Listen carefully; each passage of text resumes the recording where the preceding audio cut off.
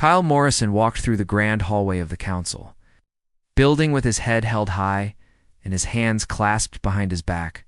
The walls around him were made of some kind of crystal that changed colors every few seconds, showing off how advanced and wealthy the Galactic Council wanted everyone to think they were.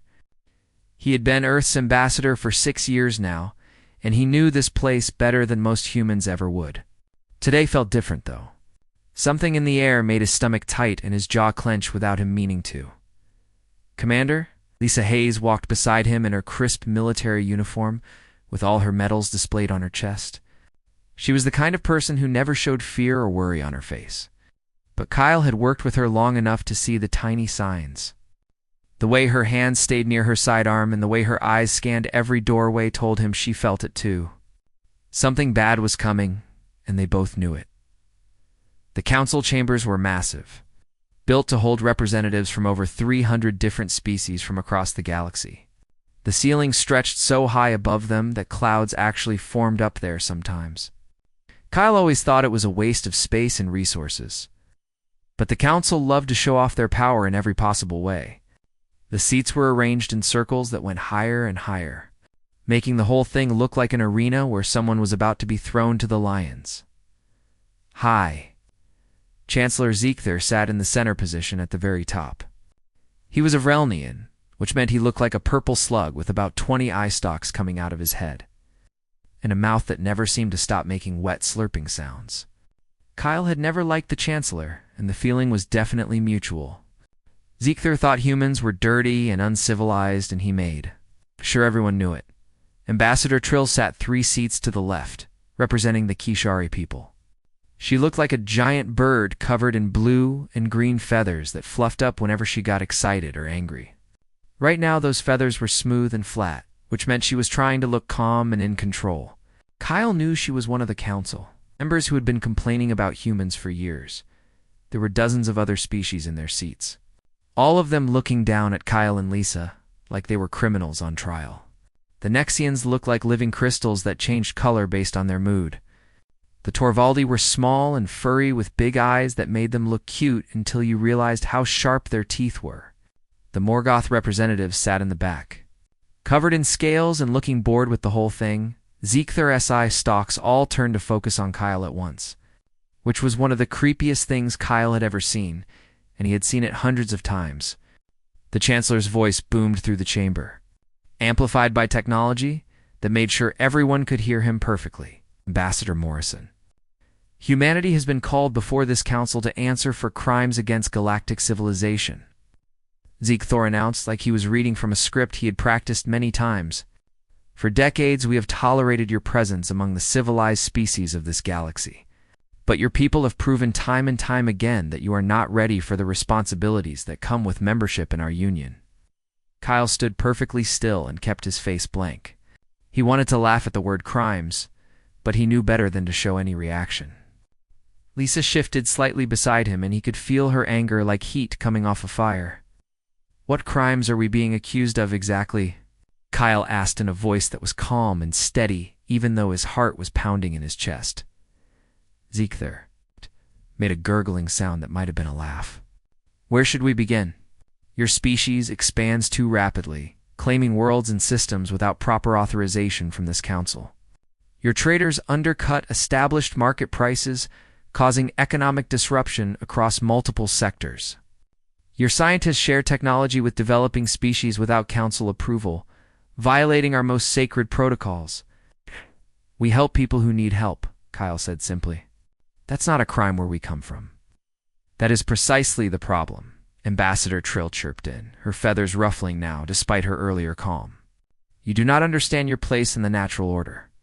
There are species meant to lead and species meant to follow. There are technologies that should be controlled and distributed only when the council deems a species ready. Your chaotic approach to everything threatens thousands of years of carefully maintained balance." A Nexian representative stood up, its crystalline body flashing red with what Kyle had learned meant anger or frustration. "Human medical teams have been treating populations that the council designated as acceptable losses. This undermines our authority and creates unrealistic expectations among lesser species." Kyle felt his own anger rising now, hot and sharp in his chest. You mean we saved lives that you decided weren't worth saving? Forgive us for thinking every life matters. See, this is exactly what we mean, Zecthar said, his eye stalks waving around like angry snakes. You question our wisdom at every turn. You refuse to accept that some decisions must be made for the greater good of galactic civilization. Your military forces do not follow proper engagement protocols. Your colonies ignore zoning regulations. Your entertainment corrupts the youth of other species with dangerous ideas about equality and individual rights. Lisa stepped forward then, her hand now definitely resting on her sidearm. With respect, Chancellor, it sounds like our real crime is not bowing down and doing whatever you tell us to do. The chamber erupted in noise as dozens of species started talking and shouting at once. Some were defending the council, while others were arguing with each other. Kyle noticed that not all of them seemed happy with what was happening. Some of the smaller species, the ones that humans had helped over the years, looked uncomfortable or even sad. Zecthar raised one of his slime-covered arms, and the chamber fell silent immediately. The Galactic Council has debated this matter extensively, and we have reached a decision. Humanity will be given a choice. You may either submit to complete council oversight, meaning you will surrender control of your military, your trade, your expansion, and your technological development to our guidance, or you will be expelled from the Galactic Union entirely. Kyle felt like someone had punched him in the stomach. They were actually doing this, actually giving humanity an ultimatum that they had to know no free species would ever accept. He looked at Lisa and saw his own shock reflected in her eyes. You want us to become your slaves? Lisa said flatly. We want you to become civilized, Trill corrected. Though her voice was sharp enough to cut glass. We want you to stop disrupting everything we have built. Your presence has been tolerated because you have some useful qualities. But we will no longer allow you to operate independently. Either you submit or you leave. Kyle took a deep breath and forced himself to think clearly. This was the moment that would define humanity's future in the galaxy, and he needed to handle it right. We need time to discuss this with our government. This is not a decision I can make alone. You have 24 hours, Zecthar declared. Return to us with your answer by this time tomorrow. Will humanity submit to council authority, or will you abandon the only civilization this galaxy has ever known? Choose wisely, Ambassador Morrison, because there is no third option. Kyle turned and walked out of the chamber with Lisa right behind him. Neither of them spoke until they were back in the hallway and the massive doors had closed behind them. Then Lisa let out a long breath and shook her head. They're insane if they think we'll agree to that, she said quietly. They're not insane, Kyle replied. They're scared. Scared of what we represent and scared of losing control? They think we need them more than they need us, do we? Kyle thought about that question as they walked back toward the human section of the station. He thought about Earth and Mars and all the colonies spreading across space. He thought about human ships and human technology and human determination. He thought about everything humanity had accomplished in just a few short decades among the stars. No, he said finally. I don't think we do. The quantum communication array hummed softly in the corner of Kyle's office as he waited for the connection to Earth to stabilize. Lisa stood by the window looking out at the stars, her arms crossed and her face set in that expression she got when she was planning something dangerous. The office was small compared to the massive chambers the council representatives enjoyed, but it was functional and private, and right now privacy was the most important thing in the galaxy. The holographic display flickered to life, and suddenly Kyle was looking at a conference room back on Earth filled with the most powerful people in human space. President Linda Garrett sat at the head of the table, a woman in her 50s with gray hair and eyes that missed nothing. Admiral Richard Cole sat to her right, his uniform covered in medals from 3 different wars. General Frank Yang was on her left, younger than the Admiral, but with a reputation for being absolutely brilliant at strategy. Kyle. We got your preliminary report, President Garrett said without wasting time on pleasantries. Tell us everything. Kyle spent the next 10 minutes laying out exactly what had happened in the council chambers, not leaving out a single detail. He described Zecthar's arrogance and Trill's condescension, and the way the other S. Kyle stopped in the center of the chamber and looked up at all the assembled species.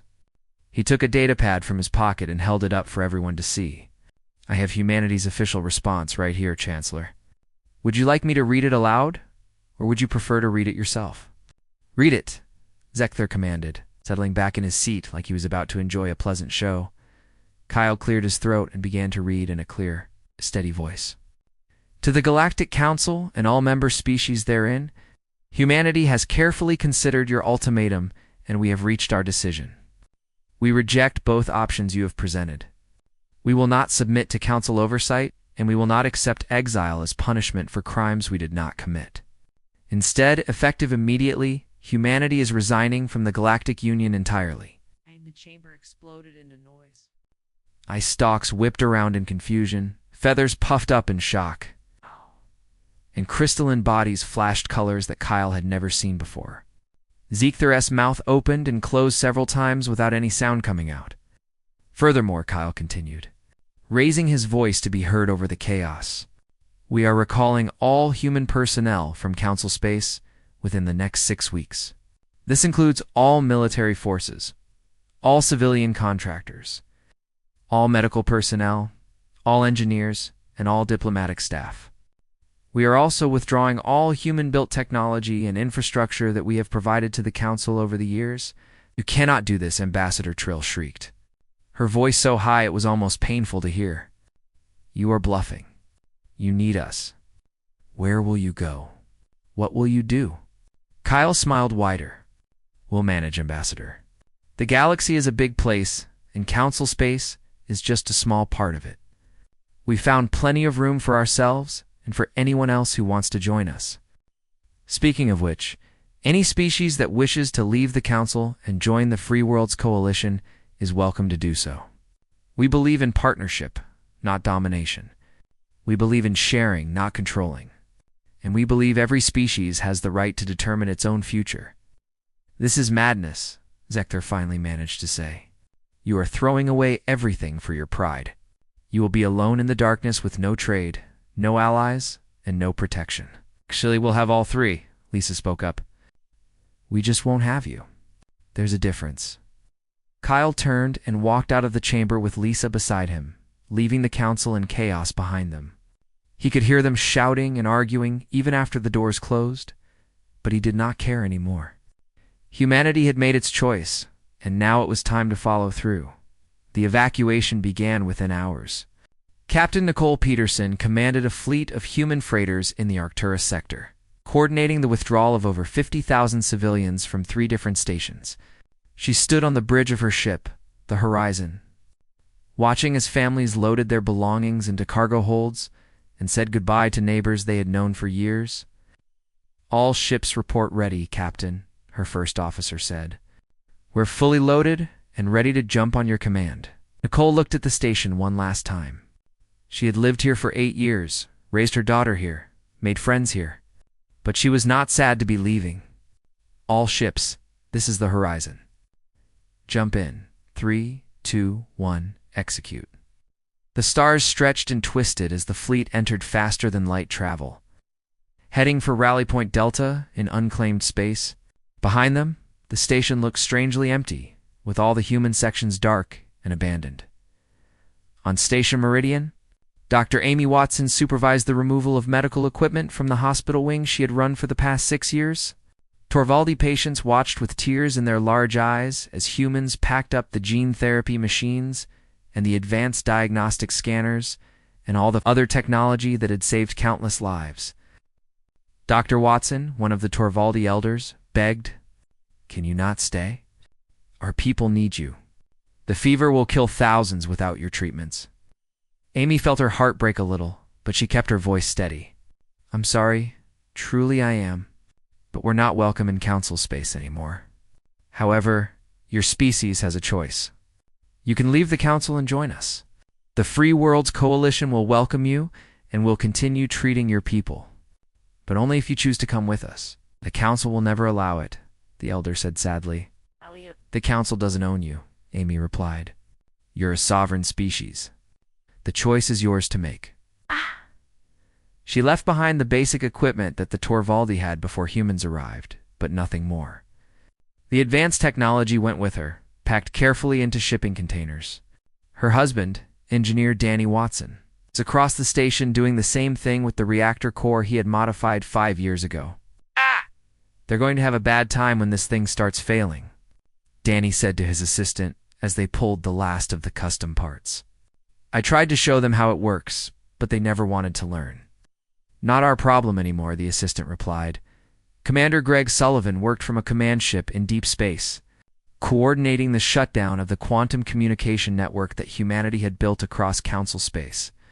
It was delicate work because he needed to make sure human systems stayed connected while cutting off Council access. Last relay coming down in 5 seconds, his technician reported. 4, 3, 2, 1, relay offline. All across Council space, communication systems that had worked flawlessly for 20 years suddenly went dark. Species that had been able to talk to each other instantaneously were now back to using laser. Communication that took hours or days to travel between stars. The Council had old systems they could fall back on, but they were slow and inefficient and nothing like what they had gotten used to. On the frontier worlds, human military forces packed up their equipment and prepared to leave. Lieutenant Jake Morrison, no relation to Kyle, commanded a rapid response unit that had been protecting Kishari colonies from pirate raids for the past 3 years. The Kishari governor is asking to speak with you, his communications officer said.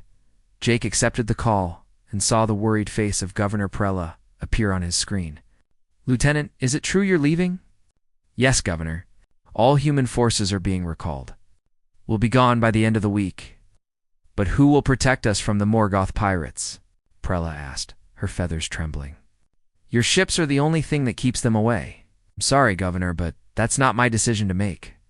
However, I can tell you that the Free Worlds Coalition is accepting new members. If your people choose to join us, we'll continue to protect you. The Council will say, we are traitors. The Council will say a lot of things, Jake replied. But they won't be the ones dying when the pirates come. That will be your people. You need to decide what matters more, Council approval or Kishari lives, as he ended the call and turned back to his crew. Let's finish packing. We've got a long trip ahead of us. All across Council space, the same scene played out hundreds of times. Humans packed up and left, taking with them technology and knowledge and capabilities that the Council had grown to depend on. In hospitals, human doctors and nurses said goodbye to patients they might never see again. In factories, human engineers pulled out the custom modifications they had made to keep ancient machinery running. On trading stations, human merchants closed their shops and loaded their inventory onto ships. The Council tried to stop some of it. They sent officials to argue and threaten and plead. They offered incentives and made promises and even tried to arrest a few humans for breach of contract. But Admiral Cole had planned for this, and every human was protected by diplomatic immunity or military authority. The Council could not stop the exodus even if they wanted to. Within 2 weeks, the flow of humans out of Council space had become a flood. Within 4 weeks, it was almost complete. Captain Nicole Peterson docked at Rally Point Delta and found hundreds of other ships already there, with more arriving every hour.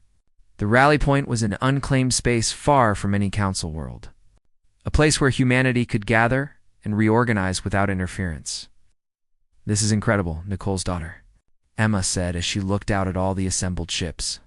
I've never seen so many humans in one place. This is just the beginning, Nicole told her. We're building something new out here, something better than what the Council ever gave us. Back in Council space, stations stood empty where humans had lived. Hospitals struggled without human medical staff. Communication systems ran slowly, or not at all. Defense forces looked at star maps and realized how many sectors had been protected by human ships. And slowly, very slowly, the reality of what had just happened began to sink in. On Station Meridian, the reactor that Danny Watson had maintained finally started to fail. Warning lights flashed red across the control panels and technicians ran around trying to figure out what was wrong. They had the technical manuals that Danny had left behind, but reading about a system and actually understanding it were two very different things. We need to evacuate the station, the chief engineer finally admitted. "We can't fix this. We don't know how." 5,000 people had to be relocated from Meridian to other stations, causing overcrowding and chaos throughout the sector. And that was just one station, one reactor. One small piece of the vast infrastructure that humans had been maintaining. The council called an emergency session to discuss the crisis. Zichther sat in his chair looking much less confident than he had a few weeks ago. His eye stalks drooped, and his color had faded to a pale purple that meant stress or illness. "Report," he said, tired lie.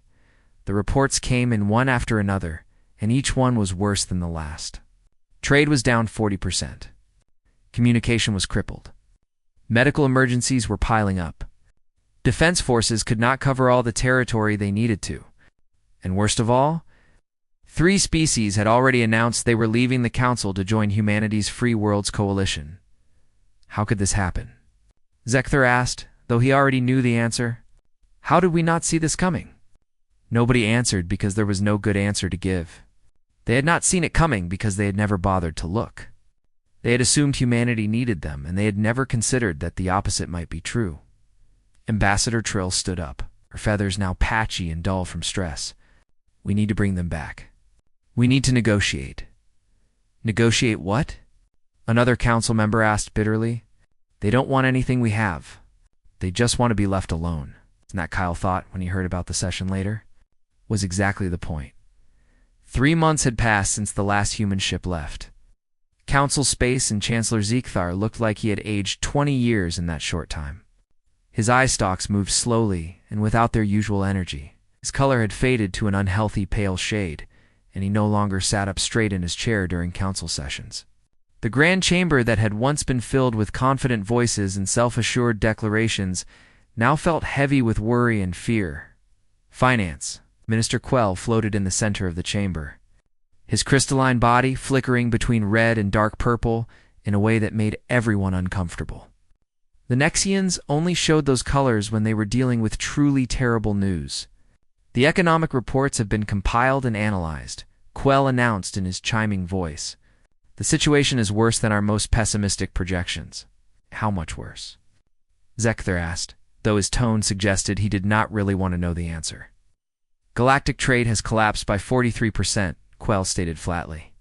37% of all trade in Council space was either initiated by humans, facilitated by human traders, or dependent on human transportation networks. The remaining species cannot compensate for this loss. Our warehouses are overflowing with goods that nobody is buying. Manufacturing has slowed to half capacity because there are no markets for the products. Unemployment has reached levels not seen in 3,000 years. Ambassador Trill stood up, her feathers looking ragged and unkempt in a way that would have horrified her 3 months ago. "It's not just that they were buying our goods, though that was significant. The humans purchased items that no other species wanted.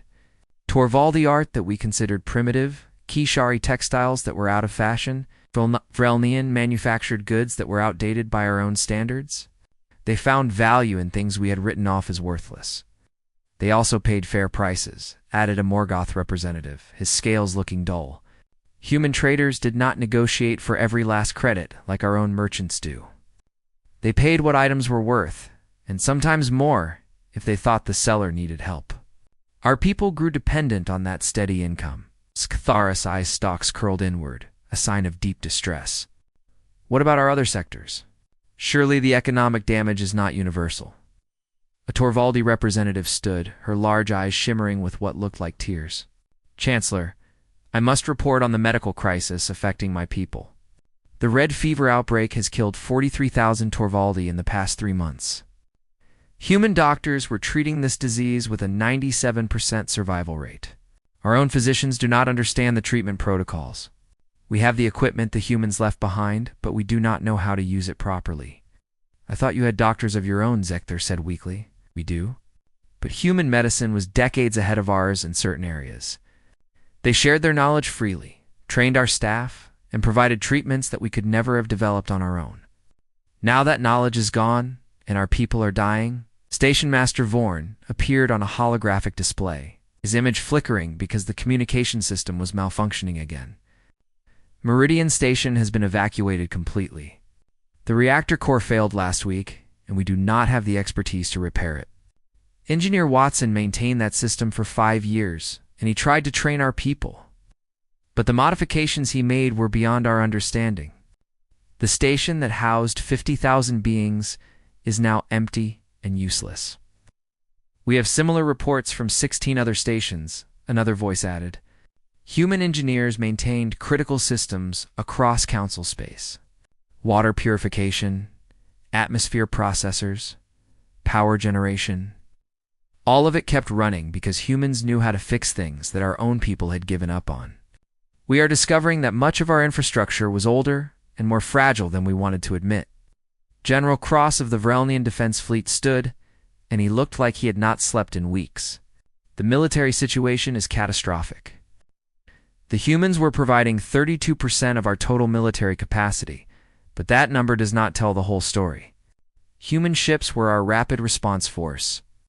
When pirates attacked or when border disputes turned violent, human vessels arrived first and often resolved the situation before our own fleets could even deploy. Surely our remaining forces are sufficient, Zekther protested, but there was no conviction in his voice. They are not, Cross said bluntly. Yesterday, the Morgoth pirate clans attacked 6 systems simultaneously in the Outer Rim. We could not respond to any of them in time. The pirates knew exactly how long it would take our ships to arrive, and they were gone before we got there. They used to fear human retaliation because human ships were fast and their crews were aggressive. Now the pirates know we are vulnerable and they are taking full advantage. I sent 3 requests for assistance to the nearest human forces, Cross continued. They ignored every single transmission. They are still out there, still patrolling space near our borders. But they will not help us anymore. Admiral Cole sat in his command chair aboard the UN's Enterprise, reading the latest transmission from Vrelnian space with a slight smile on his face. Another request for help, sir, his communications officer reported. That's the 15th one this week. Delete it, Cole ordered. They made their choice. They wanted us gone, and we're gone. They don't get to have it both ways. Back in the council chambers, the reports continued to pile up. The head of the Communications Guild explained how the quantum network collapse had affected everything from trade coordination to emergency services. The education minister detailed how human universities had been training students from dozens of species in advanced sciences. The agriculture coordinator admitted that human farming techniques had been feeding billions on worlds that could barely support their populations. Every sector has been affected, Quell summarized. Every single one. We built our civilization on the assumption that we were superior and that other species, especially humans, needed us. We never stopped to consider that we might need them. There must be something we can do, Zekther said desperately. Offer them incentives to return. Reduce tariffs, better trade terms, seats on the High Council itself. We tried that 2 weeks ago, Ambassador Trill reminded him quietly. They did not even respond to our message. The final blow came from an unexpected source. Ambassador Solon of the Torvaldi walked slowly to the center of the chamber, his small form looking even smaller in the vast space. The Torvaldi were one of the younger species in the council, brought in under protective status because they were still developing their technology and culture. They had always been grateful for council guidance and protection. Chancellor Zekther. Honored council members, I have been instructed by my government to deliver a message, Solon said, his voice soft but steady. The Torvaldi people are grateful for the years of protection and guidance the council has provided. However, recent events have made it clear that the council cannot protect us from the Krill invasion fleet that is approaching our space. We are mobilizing forces to defend your world, Zekther protested. We have not abandoned you. You told us yourself that your forces cannot arrive in time, Solon replied. The Krill will reach our outer colonies in 3 weeks, and you estimated your fleet needs 5 weeks to deploy? The humans have offered us a different arrangement. The chamber went completely silent. Every eye, stalk, sensor, and optical organ focused on the small Torvaldi ambassador. What arrangement? Trill asked, though her voice suggested she already knew and dreaded the answer. The Free Worlds Coalition has offered the Torvaldi people full membership in their alliance, Solon explained. They promise protection from the Krill, fair trade agreements, and access to medical technology that can cure the red fever. They ask for nothing in return except that we govern ourselves and treat other species as equals. My government has voted to accept their offer. Effective immediately, the Torvaldi are leaving the Galactic Council. You cannot do this, Ziegler said, but his voice was weak. We have treaties and obligations, same treaties that prevent you from defending us in time. Solon asked. The same obligations that left 43,000 of my people dead from a disease humans could have cured?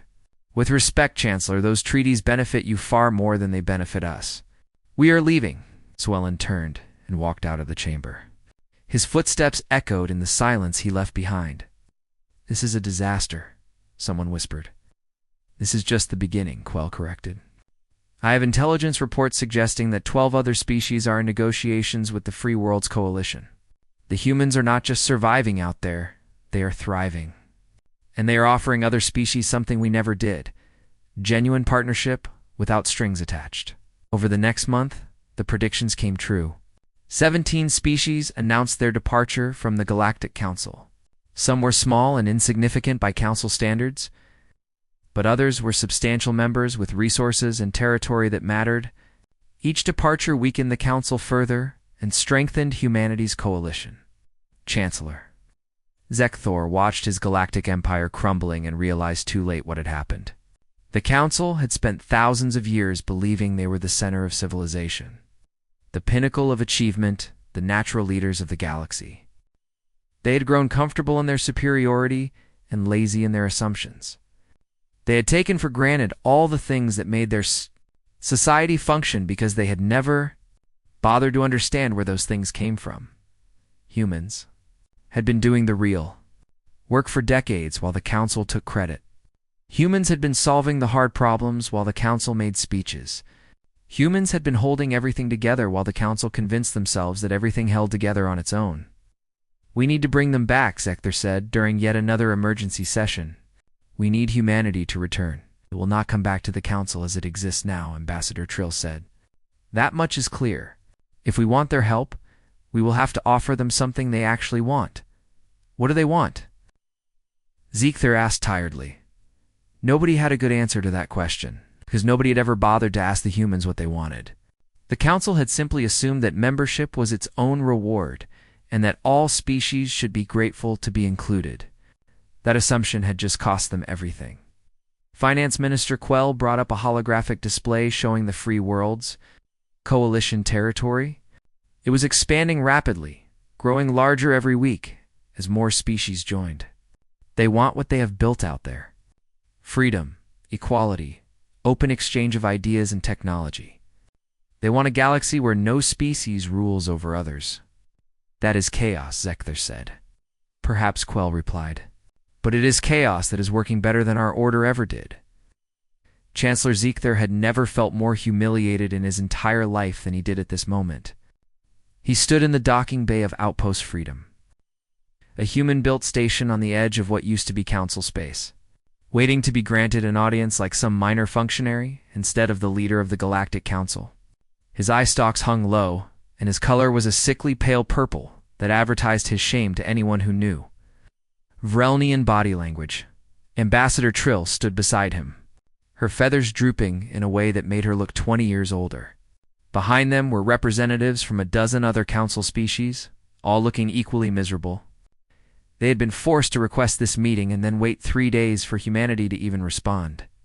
The humans had made them come here to neutral territory instead of receiving them in Council space, making it clear that humanity no longer considered itself bound by Council protocols.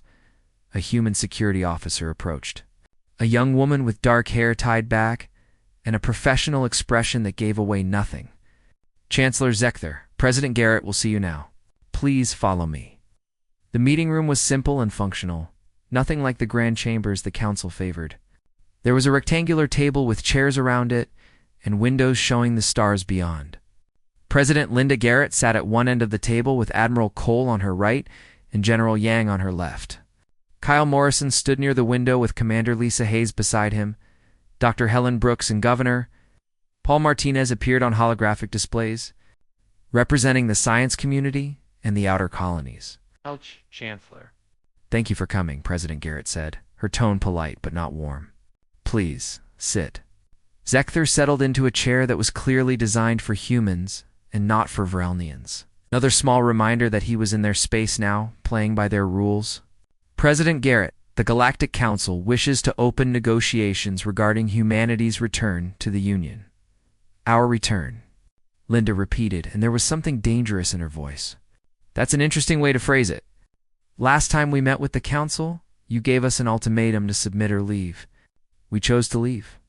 Why would we return? Because the situation has changed, Zekthar said, trying to keep his voice steady. We recognize that our previous demands were excessive. We are prepared to offer significant concessions. Admiral Cole leaned forward slightly. What kind of concessions? Reduced tariffs on all human trade goods, Zekthar offered. Exemption from certain regulatory requirements that have proven burdensome. Representation on the High Council itself, a privilege granted to very few species. Let me see if I understand correctly, Kyle said from his position by the window. You want us to come back and fix all the problems we left behind, and in exchange you'll charge us less money, bother us with fewer rules, and give us a seat at a table we don't want to sit at anymore? It is a generous offer, Ambassador Trill insisted, her feathers fluffing up slightly. Species have waited centuries for the opportunity to serve on the High Council. Then let them serve, Governor Martinez said from his holographic display. We're not interested. Mars Colony is doing better than it ever did under Council regulations. We're building faster, trading freely, and actually making decisions without waiting for Council approval. Why would we give that up?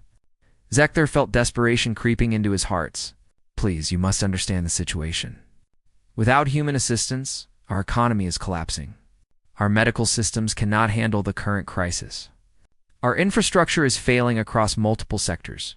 Species are leaving the Council every week to join your coalition. We need your help. You need our help, Linda repeated slowly, letting the words hang in the air. 3 months ago, you told us we needed you. You said we couldn't survive without counsel, guidance, and protection. What changed? The silence that followed was painful. Every person in the room knew what had changed. But saying it out loud would be admitting just how wrong the Council had been. We were mistaken about the extent of humanity's contributions to galactic civilization, Zekthar finally admitted, each word feeling like a knife. We did not realize how much of our infrastructure and economy depended on your participation. We were arrogant and we were foolish. Yes, you were, Lisa agreed bluntly. You treated us like children who needed to be controlled and punished. You took credit for our work and complained when we wouldn't follow your arbitrary rules. You threatened us with exile and acted surprised when we chose freedom over submission. We acknowledge our errors, Trill said quietly. We are here to make amends. By offering us a slightly better version of the same bad deal? Dr. Brooks asked, her voice sharp.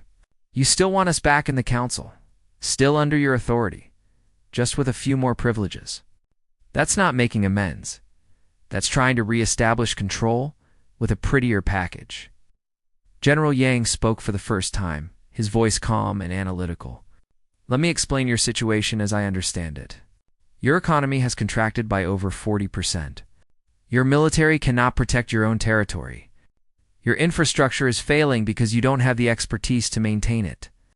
Multiple species have abandoned the Council to join us. You are facing a complete systemic collapse within the next 6 months. Is that accurate? Zekthar wanted to argue, wanted to claim the general was exaggerating, but he could not. Yes, that is accurate. Then let's be honest about what's happening here, Yang continued. This isn't a negotiation. This is you begging us to save you from the consequences of your own arrogance. You don't want humanity back in the Council. You want human doctors to stop your people from dying? You want human engineers to fix your broken stations? You want human traders to restart your economy? You want human ships to protect your borders? You want all the benefits of human membership without treating us as equals? What would you have us do? Zekthar asked, his voice barely above a whisper. President Garrett stood and walked to the window, looking out at the stars. The Free Worlds Coalition is built on principles that are very different from the Council's. We believe that no species should rule over others. We believe technology and knowledge should be shared freely. We believe in open trade and mutual defense. We believe every member species has an equal voice regardless of how old or powerful they are. That is chaos. Zekthar protested weakly. It's working better than your system ever did, Paul Martinez pointed out. We have 32 member species now. Our economy is growing at 12% annually. We have no piracy in our space because our combined fleets respond to threats immediately. Our scientists share discoveries freely, and our technology advances faster than it ever did under council restrictions. And nobody is dying from diseases we know how to cure because we don't believe in acceptable losses. Kyle turned from the window and looked directly at Zekthar. If you want our help, Chancellor, the path is simple. Dismantle the council hierarchy. Join the Free Worlds Coalition as equal members alongside everyone else. Open your markets completely and share your technology freely. Submit to the same rules that govern all of us, with no special privileges and no superior status. Impossible, Zekthar said immediately. The Council has governed the galaxy for 10,000 years. We cannot simply dissolve it. Then I guess you don't need our help as badly as you claimed, Admiral Cole said with a shrug. We're doing fine without you. Our people are happy and prosperous. We don't need the Council for anything. The question is whether the Council can survive without us. The room fell silent again. Zekthar looked at his fellow Council members and saw the same terrible realization in all their faces. They had built their entire civilization on the assumption that they were superior and necessary. Now they were discovering that they were neither. The species they had looked down on for being young and uncivilized had built something better in just a few months than the Council had managed in millennia. Ambassador Trill spoke, her voice trembling. If we do as you ask, if we join your coalition as equals, what happens to our people? What happens to everything we built? Your people get to live, Dr. Brooks said simply. They get access to medical care that works. They get trade partners who deal fairly. They get protection from threats. They get to participate in a galactic civilization that values contribution over status. What happens to what you've built depends on whether it's worth keeping. If your laws and systems make sense, they'll continue. If they only existed to maintain power, they'll fade away. We would lose everything, Zekthar said. You've already lost everything, Linda corrected gently. Your economy is collapsing, your people are suffering, and your authority is meaningless. The only question now is whether you lose everything and get nothing in return, or whether you accept change and gain something better. All of his eye stalks curling inward in a gesture of complete defeat. He thought about his people back home, about the reports of starvation and disease and fear. He thought about the empty stations and the pirate raids and the species fleeing to join humanity.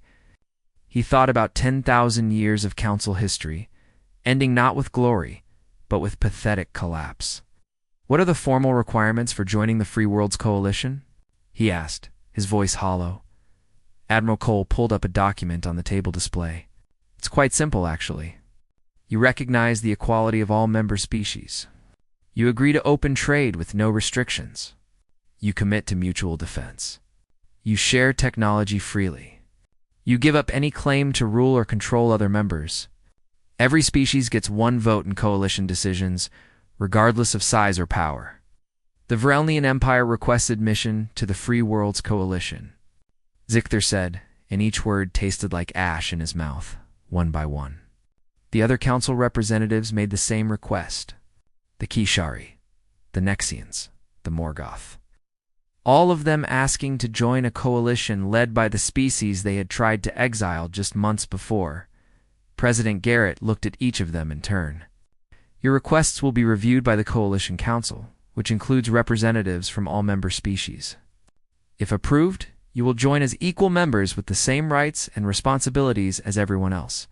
There will be no special status for former council species and no preferential treatment. Is that understood? Yes, Zekthar said simply.